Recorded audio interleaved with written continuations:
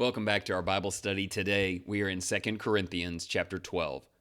Paul shares a powerful vision in which he is caught up to the, quote, third heaven, experiencing indescribable revelations from God.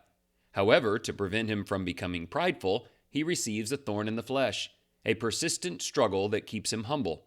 He prays for its removal, but God responds, quote, "My grace is sufficient for you, for my power is made perfect in weakness." Paul embraces his weakness, knowing that through it, Christ's strength is revealed. He boasts in his hardships, insults, persecutions, and difficulties, because when he is weak, he is strong in Christ. He expresses concern for spiritual weakness in Corinth, fearing they need to repent. Paul desires to correct them in love, urging them to turn from immorality and mistreatment of one another and walk in obedience to Christ. God's grace is sufficient, even in our struggles. Paul's thorn in the flesh reminds us that challenges can serve a greater purpose, keeping us humble and dependent on God.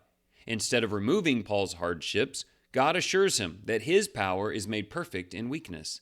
This challenges us to stop viewing weaknesses as failures and start seeing them as opportunities for Christ's strength to shine through us. When we face difficulties, we can trust that God is using them for our growth. Like Paul, we should boast in our weaknesses, embracing chances to demonstrate our reliance on God. Lord willing, this will endear us to believers, leading them to respect us if we need to admonish them to refocus on God. By respect, I just mean respect when we need to approach them and try to encourage them to do better. I don't know what weaknesses means here for you in this chapter. It could be just difficulties you face in relationships or in your body, or just your own fallibility. But all of that should cause us to lean into what God is still willing to accomplish, even through clay pots like us. 3 questions. Number 1, God said, quote, "My grace is sufficient for you, for power is perfected in weakness." What does that mean? And is it true in your life? I know it is, but how so? What did God mean when he said that?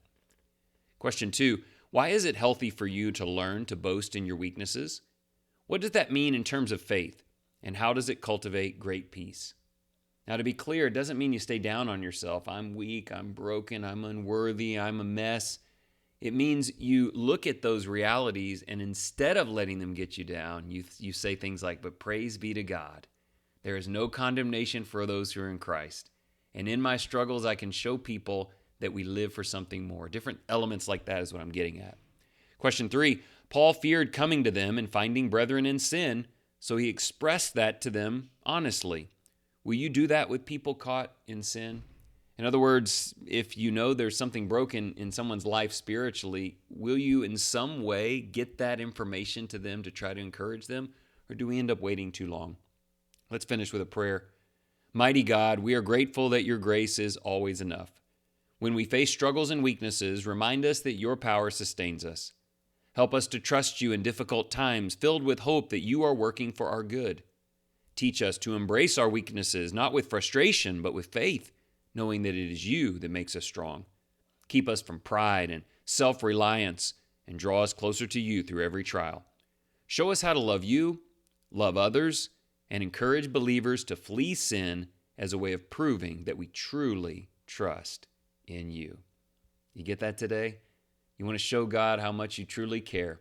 Love him, love others, and where you see sin, shine the light of truth upon it. I hope you have an amazing day.